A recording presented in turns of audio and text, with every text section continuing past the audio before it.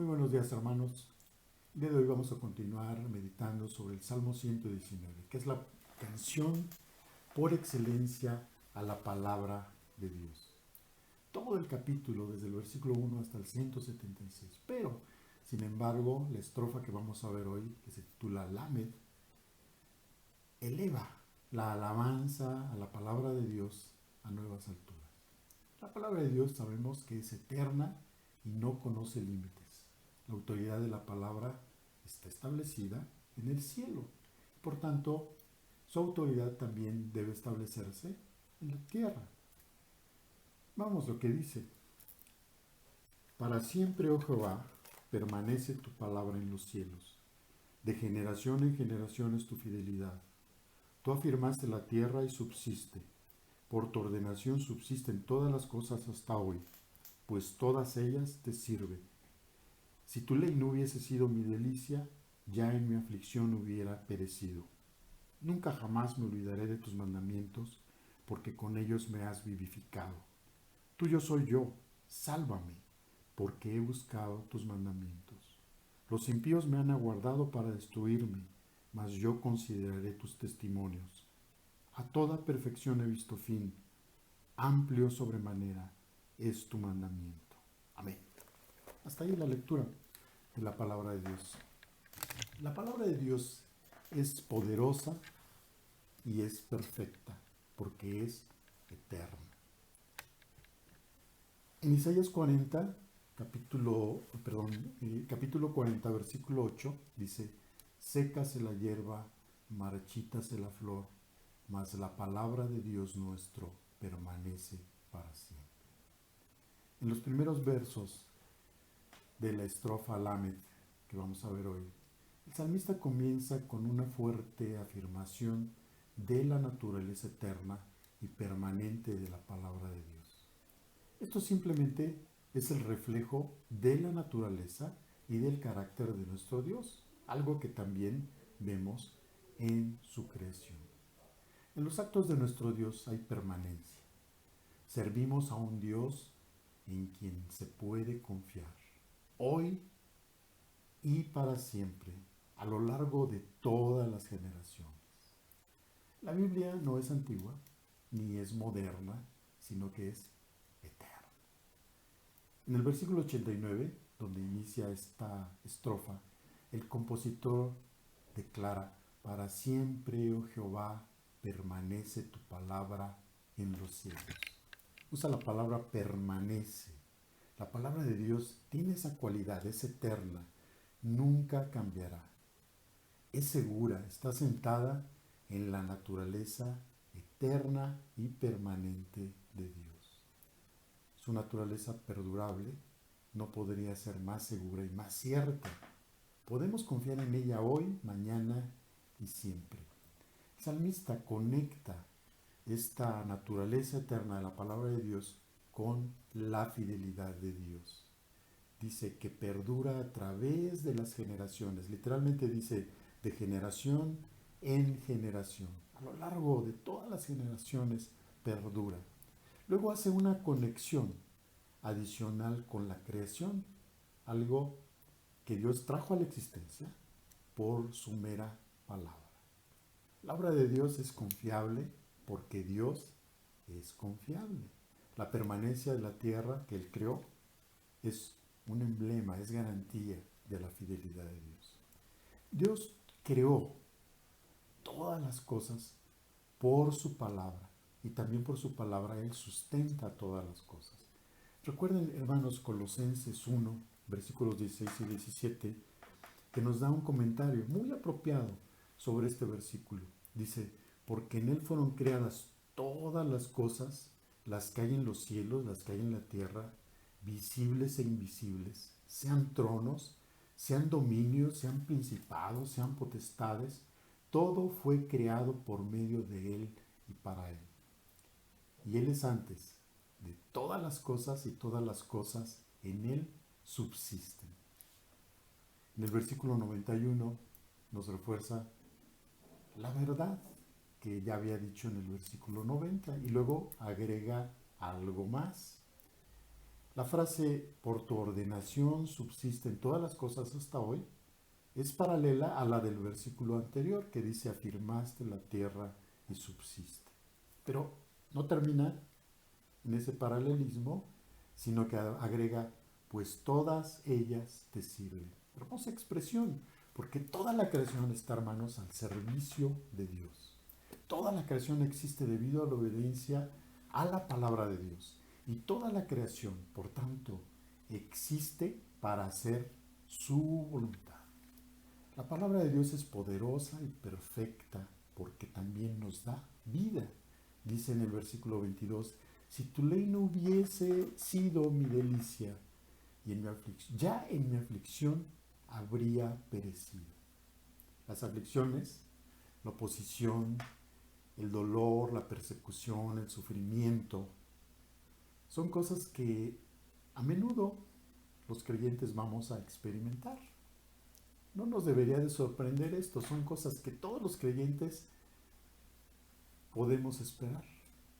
No hay una promesa de salud y riqueza para todos los que tengan fe en reclamarla, ¿no?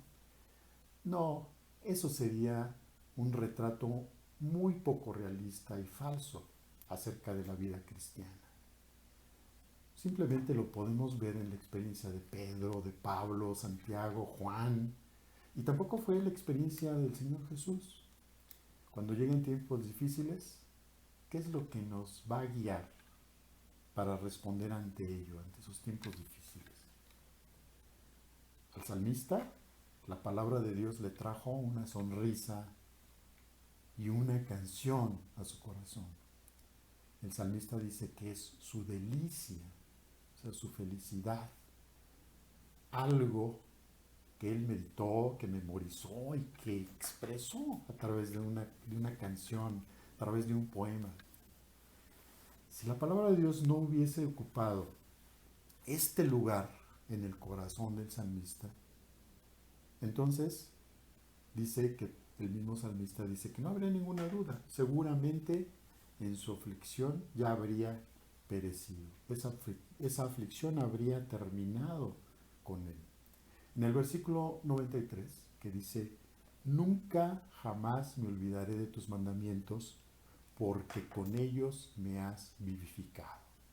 La palabra de Dios nunca debe olvidarse. En una declaración del salmista, que hasta podemos llamarla audaz, declara lealtad, esa lealtad que fluye de un corazón lleno de gratitud por la palabra de Dios. El salmista proclama, nunca jamás olvidaré tus mandamientos. Cuando cuando dice esto, está también diciendo que al estar herido, cuando está en problemas, cuando está angustiado, dice, recordaré, tu palabra vendrá a mi memoria, pensaré en ella, obedeceré. Esto es lo que nos comunica aquí el Salmo. ¿Y por qué ir a la palabra cuando surgen esas ocasiones difíciles? La respuesta es clara, aquí lo dice, porque por ellos me has dado vida, me has vivificado. Por tu palabra mi vida fue preservada, fue revivida, tú renovaste y revitalizaste mi vida con tu palabra poderosa y perfecta.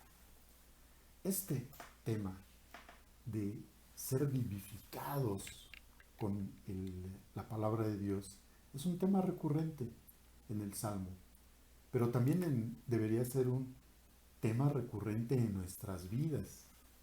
En el versículo 94 dice, tuyo soy yo, sálvame, porque me has buscado, tuyo soy yo, sálvame, porque he buscado tus mandamientos. La palabra de Dios nos salva. Este salmista afirma su devoción al Señor. Dice, tuyo soy yo.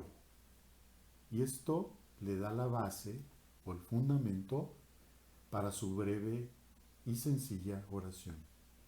De hecho, una oración de una sola palabra que dice, sálvame.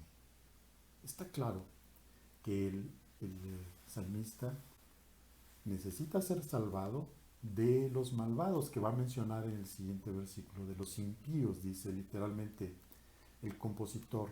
Sabe que solo Dios puede salvarlo, por lo que sabiamente se dirige ¿a quién? A Dios, que es la persona adecuada. En el versículo 95 dice, los impíos me han aguardado para destruirme, mas yo consideraré tus testimonios. La palabra de Dios nos sostiene.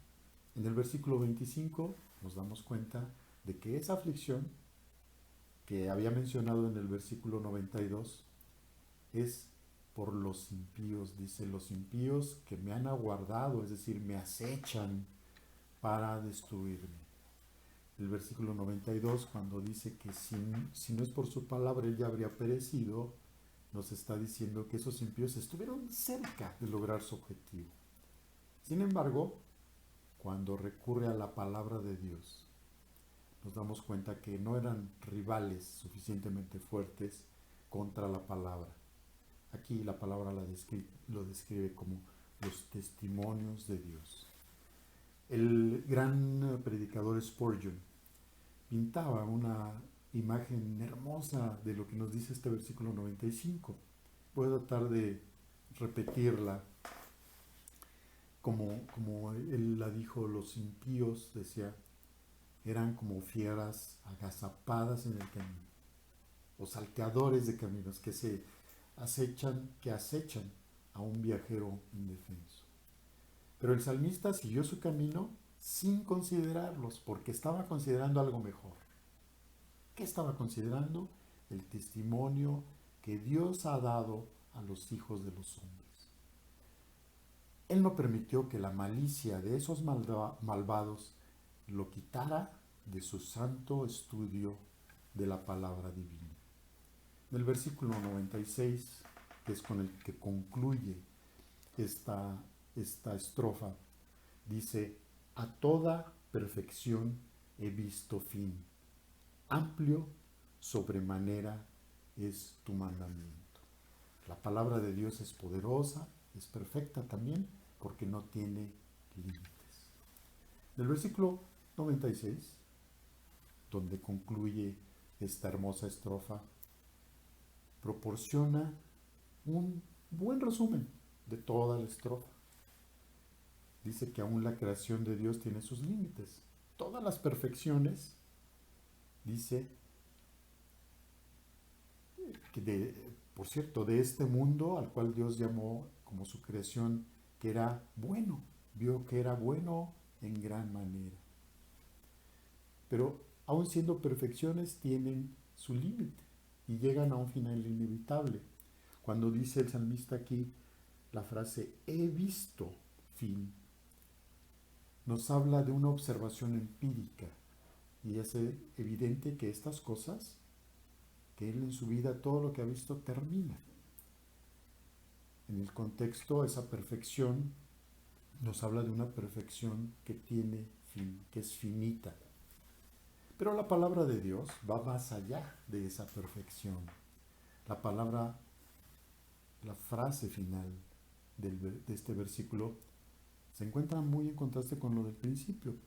La creación está marcada por una perfección limitada y relativa, pero los mandamientos de Dios están marcados por una perfección ilimitada y absoluta. Son para siempre eternos. Van más allá de cualquier perfección que este mundo o la vida puedan ofrecer.